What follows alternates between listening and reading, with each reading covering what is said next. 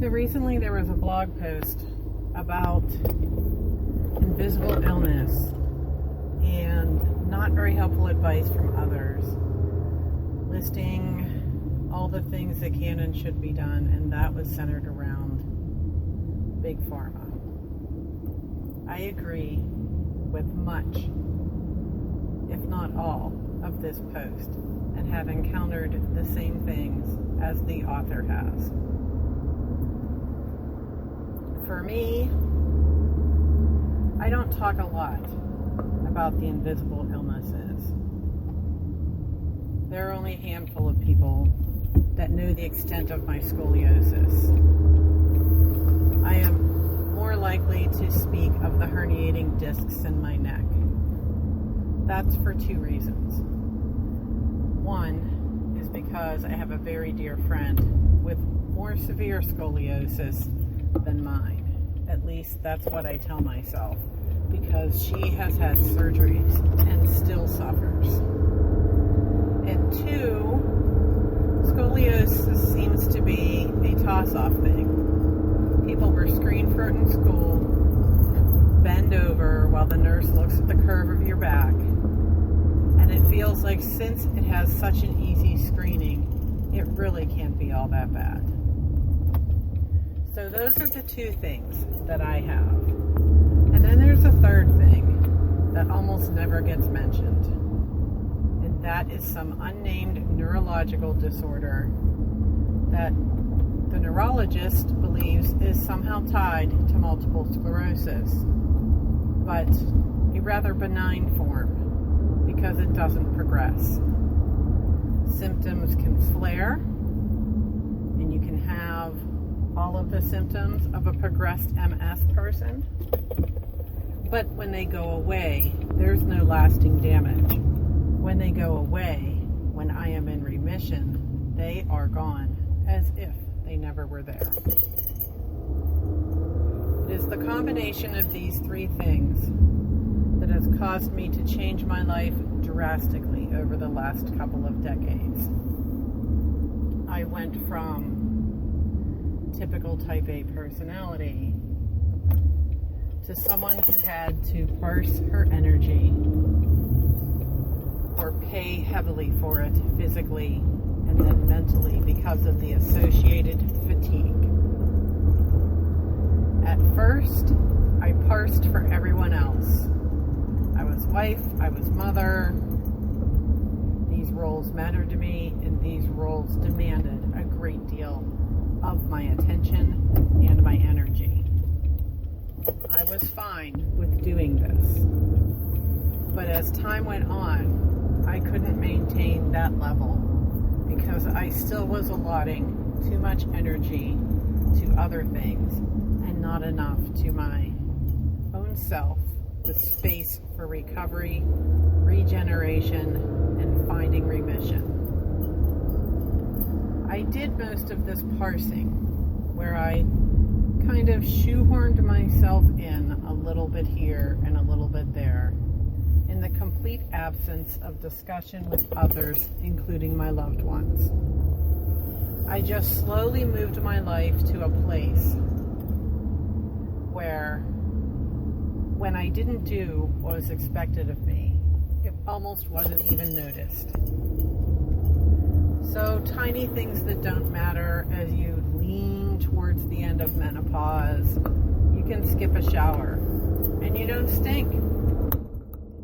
You can shave your legs less and nobody cares. Things that other people do on purpose for political and feminist reasons, I was doing due to lack of energy. I learned how to clean deeply my house when I had the energy for it, and how to maintain it with very little effort until once again it needed a deep cleaning. I keep a reasonably clean house because this is a priority for me. But sometimes it's not so clean because I have become more of a priority for me. I've developed a lot of tricks to help me do the things that I want to do. I I save up my energy for events like witch camp or weekend intensives. I basically shut down and do only what is needed to survive and to pass in society as a reasonably healthy person. And trust me, I can do that with very little effort these days. And store up that energy so that I can release it for the things that I desire most. And one of the things that I desire so much is spiritual involvement with my community. I pay for these things after the event, but I know going in that I will pay for them, and I do as much as I can to modify how deeply and how long I must pay for them. Occasionally, because I've become so good at it, I fool myself into thinking that I'm in a better place than I was. Occasionally, I pay much more dearly than I do right now, or than I usually do. And at those times, it is my reminder that the reason I present as healthy as I do is because of the way I have structured my life. All of this adds up to people thinking when I do mention these things that they have the perfect solution. These people with pretend good intentions. And I say pretend because these are not the people that love me deeply and have just discovered something that helped them, who they have the same thing that I do, and they're just offering a potential area of relief for me. I say pretend because these are the people that are invested in many things. One is often an investment in being against any Western science, any Western medical advice, and anything that is connected to the catchphrase of Big Pharma. They have an agenda, and their agenda is not helping me. There are others that are just invested in the idea of being the one who has the perfect advice.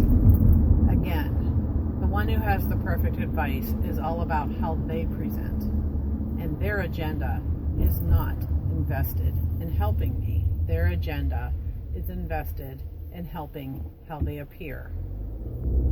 I have found many of these people live within the little bubble society that I refer to as New Age, and that they most often refer to as New Age. In my less kind moments, I shorthand them to the apple cider vinegar people, because there are many pockets of the New Age that push apple cider vinegar as the one thing that will cure all the ills, from a hangnail to brain cancer. Apple cider vinegar people is my kind phrase, because trust me, the phrases that are rolling through my head when this unasked for, kind of off-the-wall advice, especially from strangers, is being offered as freely as the rain falls from the clouds. That is the nicest phrase that I come up with. Apple cider vinegar people. I don't talk a lot about my illness because, one, it's often just heard as whinging in my head, and two, I'd like to keep at bay the apple cider vinegar people. They require too much energy on my part to thwart, and really, I would like to save my energy for myself, my desires, my husband, my children, my friends, all the things that I choose to put my energy on. There are times when I deeply struggle between my hope and my reality. They clash. My outer mind of hope wants desperately to believe that a tablespoon of apple cider vinegar will straighten my spine. My reality knows that this is pretty much bullshit, and all it will do is give me a sour stomach and an empty bottle, and maybe resentment that one more thing hasn't worked. What I would like is for the people that truly care about me to sit and listen and allow me to whinge without an incessant need to try and fix me, tell me how I'm doing it wrong, or tell me things that sound exactly like, I know your body better than you know your body. If I choose to go to witch camp and I come home riddled with fatigue, that's a choice that I made. I don't need to be told why it happened or how to fix it. Sometimes I do get fooled. Other times, I'm right on board. I was away for the weekend doing some very intense magical work last weekend. It went really well. I planned my energy for it. I had help with driving to and from. I ate appropriately. I drank a ton of water. I got enough sleep. I did all the things that I know my body requires in order to engage in this. And I came home and I didn't have overt fatigue, and I didn't have a lot of overt pain. I had the sneaky fatigue, the kind that runs in the cells of the body and not on top, the kind that just kind of rollickers along, and if you push it because you're not feeling overt pain and fatigue, it will absolutely turn on you like the monster under the bed and snatch you and drag you down into darkness, where you will writhe in discomfort and pain and a lack of ability to think. I know my body. I know my body down to my cells. And my cells said, be careful. You planned for this, but we can have other plans. This is a truth that you know. Behave accordingly. So this week, I have mostly rested. This week, I have listened to myself at the cellular level. This week, I shun the apple cider vinegar people.